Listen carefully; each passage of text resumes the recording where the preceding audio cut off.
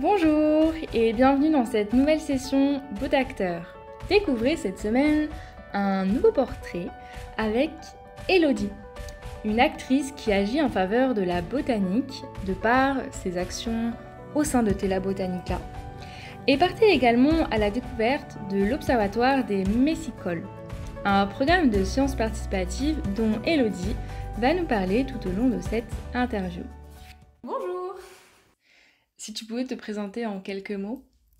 Je suis Elodie Masseguin. S'il y avait un mot pour me présenter et me définir, ce serait peut-être la curiosité. Je suis curieuse de tout ce qui m'entoure, avec un petit faible pour les plantes, que ce soit lors de balades, randonnées, en garrigue, dans les champs, jusqu'à mon intérieur, où je ramène un petit peu de jungle chez moi. Quel est ton rôle dans Tela Botanica et depuis combien de temps? Alors, je suis coordinatrice de programmes participatifs et j'ai rejoint l'association Tela Botanica il y a plus de 6 ans maintenant. Donc mon rôle est d'accompagner le développement des programmes de sciences participatives sur la flore urbaine par exemple, comme Streets, le suivi de la flore des pieds d'arbres en ville, ou Sauvages de ma rue, mais aussi des observatoires citoyens comme l'observatoire des messicoles, des plantes qui poussent dans les champs, et des outils collaboratifs comme SmartFlore qui permettent de créer des sentiers botaniques numériques. Donc concrètement, mon rôle c'est aussi de faire le lien entre le monde de la science et les citoyens. Donc ça s'illustre par des choses très simples comme des outils adaptés aux besoins, que ce soit des besoins du monde de la science avec des protocoles de sciences participatives simplifiés et aux besoins également des citoyens qui souhaitent découvrir la flore, notamment avec le développement d'outils comme des guides d'identification, des tutoriels et tout ça, ça permet le déploiement de nos programmes sur le territoire, un accompagnement aussi des structures qui le souhaitent. Donc mon rôle aussi peut être de former d'autres structures à l'échelle de l'ensemble du territoire, des associations locales et des communes qui sont intéressées par exemple pour relayer les programmes à leur échelle et faire vivre des projets localement. Lors de ton arrivée, qu'est-ce qui t'a intéressé dans le projet de Tela Botanica et qu'est-ce qui t'a amené finalement à rejoindre l'équipe? Alors les deux premières choses qui m'ont intéressée sont le réseau et la botanique. Je trouve génial l'idée de rassembler tous les passionnés de botanique, qu'importe leur emplacement, leur niveau, et de former un réseau qui partage le même amour des plantes. Et je trouve aussi que la force du collectif et du collaboratif est très riche. C'est un réseau qui partage ses connaissances, qui s'entraide, par exemple avec l'identification des plantes. Donc on peut être tout à fait débutant quand on participe et ensuite on s'améliore. On commence de plus en plus à reconnaître de plus en plus de plantes et aussi ça permet de créer du lien. Le réseau peut se retrouver autour de sorties botaniques notamment et je trouve ça super. Et ça me tenait aussi beaucoup à cœur de rejoindre une association pour partager des valeurs avec une équipe de salariés qui est investie. Tela Botanica, c'est aussi une structure qui est fondée autour de valeurs, par exemple des outils libres, gratuits, accessibles à tous, et des données qui sont librement téléchargeables, et autour d'un objectif commun qui est de faire de la botanique un bien commun accessible à tous. Brièvement, sur quel projet travailles-tu? Alors, je travaille sur des observatoires citoyens et des programmes de sciences participatives, sur la flore urbaine, par exemple avec Streets ou Sauvages de ma rue, mais aussi sur les plantes messicoles avec l'Observatoire Messicole, également sur une communauté de projets auprès de mon arbre qui a pour objectif de rassembler plusieurs protocoles autour des arbres, mais aussi sur des outils et des dispositifs collaboratifs comme SmartFlore qui permet de créer des sentiers botaniques numériques. Également, je travaille aussi sur des instances nationales, donc c'est-à-dire qu'on représente Tela Botanica à l'échelle de la France métropolitaine et on échange avec d'autres structures qui également font des sciences participatives et donc on se partage nos actualités, nos problématiques et ça permet aussi de créer du lien sur d'autres thématiques. C'est le moment maintenant de partir à la découverte de l'Observatoire des Messicoles, un programme de sciences participatives dont Elodie va nous parler brièvement. Par rapport au concept, par rapport à la manière dont on peut agir en tant que prochain beau acteur, c'est parti pour découvrir l'Observatoire des Messicoles.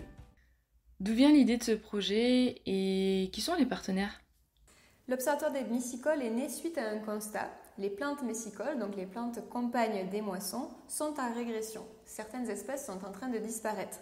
Donc il y a eu un plan national d'action qui a été lancé par le ministère de la Transition écologique pour rassembler tous les acteurs autour de la thématique des plantes messicoles.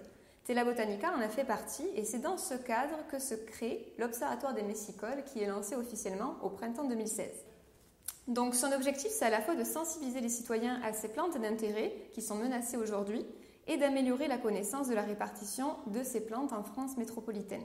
C'est un projet qui est en partenariat avec le Conservatoire botanique national des Pyrénées et de Midi-Pyrénées et Montpellier Supagro. En quoi consiste ce projet concrètement ? Donc, l'Observatoire des Messicoles, c'est un programme participatif qui a pour but d'inviter les citoyens à signaler la présence des plantes messicoles, leur abondance et le type de milieu où l'espèce a été observée. Comment pouvons-nous participer à ce projet ? Donc, pour participer, c'est très simple, il suffit de choisir un espace agricole, que ce soit par exemple une parcelle de céréales, une zone maraîchère, des vignes, un verger ou même une friche, et ensuite, il faut inventorier les plantes messicoles qui s'y cachent. Sur la fiche terrain que vous retrouvez sur l'espace projet l'Observatoire des Messicoles sur le site de Tela Botanica, vous la téléchargez, vous l'imprimez et ensuite vous pouvez noter les espèces identifiées, leur abondance, la zone du champ où vous l'avez observée. Si vous n'êtes pas certain de son identification, il n'y a pas de souci, il suffit de prendre en photo l'espèce en question et quand vous aurez saisi vos données en ligne, vous pourrez joindre vos photos pour qu'ensuite le réseau vous aide à identifier la plante en question. Retrouvez tous les outils sur le site Tela Botanica dans la rubrique Projet Sciences participatives et là vous aurez accès à l'espace projet Observatoire des Messicoles.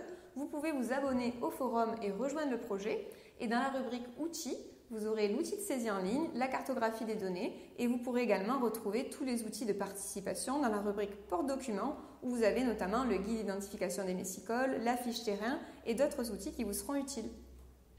À ton avis, quel impact peut avoir ton projet dans la préservation du monde végétal ? Je pense que ce projet permet de changer de regard sur ces espèces qui parfois peuvent être qualifiées de mauvaises herbes à tort. Ce sont des espèces qui poussent spontanément sans avoir été semées et qui poussent au milieu des espèces cultivées. Donc on retrouve par exemple le bleuet, le miroir de Vénus, l'adonis. Et quand on s'intéresse à ces plantes, qu'on apprend à les identifier, qu'on apprend aussi leur usage, elles en ont d'ailleurs énormément, en médecine, en alimentaire, en ressources pour les insectes pollinisateurs. Elles sont aussi des plantes hôtes d'auxiliaires de culture. Donc je pense que quand on comprend un peu mieux tout leur intérêt, on change automatiquement de regard. Puis là, c'est gagné, on a envie de les préserver et c'est tout l'enjeu de ce projet, car certaines plantes messicoles sont en voie de disparition aujourd'hui. Avant de conclure cette interview, nous allons poser 2-3 questions à Elodie pour la connaître un peu plus dans la vie de tous les jours par rapport à la botanique. Main verte ou pas du tout ?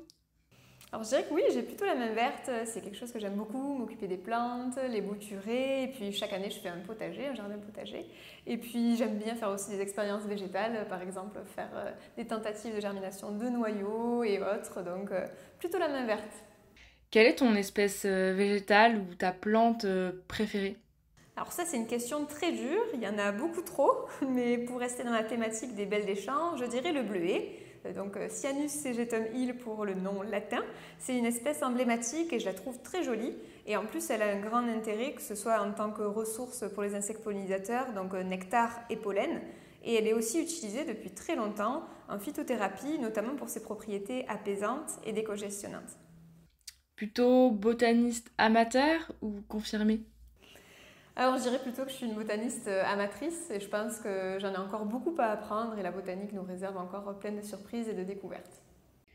Un grand merci de nous avoir écoutés tout au long de cette interview avec Elodie. Nous espérons avoir égayé votre curiosité et vous voir très prochainement à votre tour Botacteur. N'hésitez pas à partager vos photos, vos ressentis, votre expérience sur les réseaux sociaux avec le hashtag Botacteur. Nous nous retrouvons la semaine prochaine pour un prochain portrait sur le site de Tela Botanica. Au plaisir de vous compter parmi les prochains Botacteurs. Bonne journée!